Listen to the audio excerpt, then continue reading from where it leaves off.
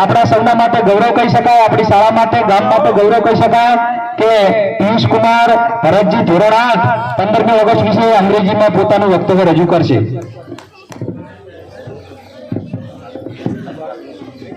Hello, my name is Piyush Kumar Bharatji. I am a study standard 8.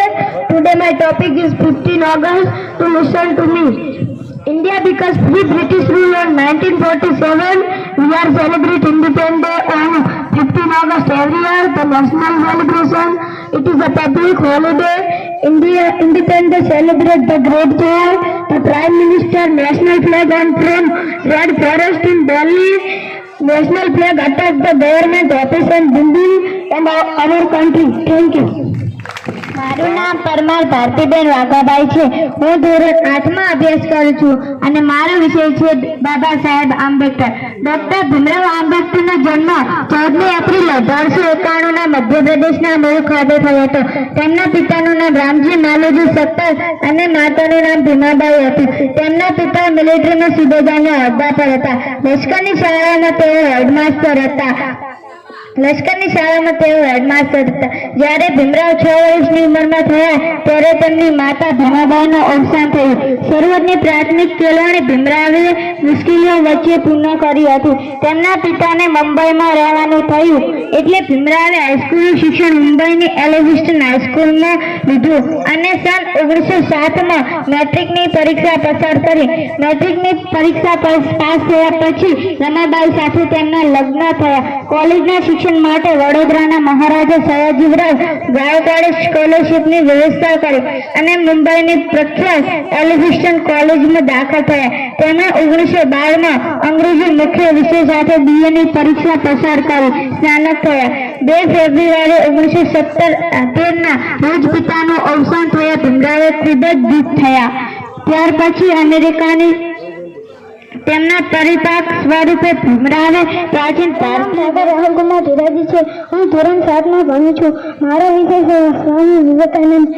હું સ્વામી વિવેકાનંદ વિશે જે તે કહું તે આપ સૌ શાંતિથી સાંભળજો.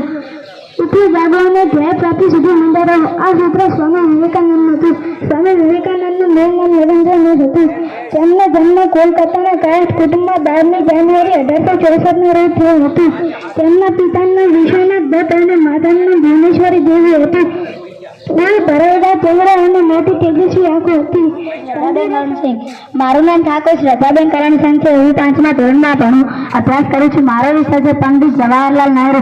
દુનિયાના મહાપુરુષોમાં જવાહરલાલ નહેરુનું નામ આધારથી લેવાય છે. તેઓ સ્વતંત્ર ભારતના પ્રથમ પ્રધાનમંત્રી વડાપ્રધાન હતા. તેમનો જન્મ 14મી નવેમ્બર 1889ના રોજ અલ્હાબાદમાં થયો હતો. તેમના પિતાનું નામ મોતીલાલ નહેરુ અને માતાનું નામ સ્વરૂપ રાણી હતું. તેમણે પ્રાથમિક શિક્ષણ ભારતમાં જ લીધું. પછી માત્ર 9 વર્ષની ઉંમરમાં તેઓ ઇંગ્લેન્ડ ગયા. ત્યાંથી દેશો ભારત પાછા આવ્યા. ભારત પાછા આવે તે સમયે આઝાદી માટેની લડત જોરથી ચાલતી હતી. તેમણે ગાંધીજી સાથે રહીને તેમાં ભાગ લીધો હતો. તેઓ ત્યાગ અને દેશપ્રેમના કારણે દેશના પ્યારા નેતા બની ગયા. આરામ હરામ હોય એવું સૂત્ર તેમને આપ્યું. તેમને ગુલાબનું ફૂલ ઘણું જ પ્રિય હતું. તેમને બાળકો પણ ખૂબ જ ગમતા. એટલે જ તેઓ ચાચા નહેરુ તરીકે ઓળખાય છે અને એટલે જ આપણે તેમને યાદ કરીએ છીએ કે તેમનો જન્મદિવસ આજે પણ બાલ દિન તરીકે ઉજવાય છે. હું ધોરણ 5માં અભ્યાસ કરું છું. મારો વિષય છે ઇન્દિરા ગાંધી. ભારતના પ્રથમ મહિલા પ્રધાનમંત્રી શ્રીમતી ઇન્દિરા ગાંધી જવાહરલાલ નહેરુના પુત્રી હતા. તેમનો જન્મ 19મી નવેમ્બર 1917માં થયો હતો. જાન્યુઆરી 1966 માર્ચ 1977 સુધી અને જાન્યુઆરી 1984 થી ઓક્ટોબર 84 સુધી એમ લગભગ 15 વર્ષ સુધી ભારતના વડાપ્રધાન થઈ ગયેલા ઇન્દિરાજીએ ભારે લજ્જા મેળવી હતી. જેથી તેઓ પ્રિયદર્શિની તરીકે પણ ઓળખાય છે. 1964 થી 1966 દરમિયાન તેઓ કેન્દ્ર સરકાર માહિતી અને પ્રસારના વિભાગમાં પ્રધાન બન્યા હતા. 1971માં પૂર્વ પાકિસ્તાન અને પશ્ચિમ પાકિસ્તાન વચ્ચેના યુદ્ધમાં તેમને પોતાની કુરુક્ષેત્ર રાજનીતિ કરાવી અને બાંગ્લાદેશને આઝાદી આપી હતી. ભારત વિભાજન વિદેશીના પણ ચાહના મેળવી હતી. મારું નામ ઠાકોર ધ્રુવીબેન જસવંતજી છે. હું ધોરણ 5માં અભ્યાસ કરું છું. મારો વિષય છે આપણો તિરંગો. દરેક દેશનો ઝંડો પોતાના નાગરિકોની ભાવનાનું પ્રતીક હોય છે. આપણો તિરંગો ઝંડો પણ ભારતીય નાગરિક ભાવનાનું પ્રતીક છે. આપણા દેશનો ઝંડો તિરંગો છે. ઉપરનો રંગ કેસરી, વચ્ચે સફેદ અને નીચે લીલો રંગ છે. સફેદ રંગના પટ્ટામાં વચ્ચે એક ચક્ર છે જેને અશોક ચક્ર કહે છે.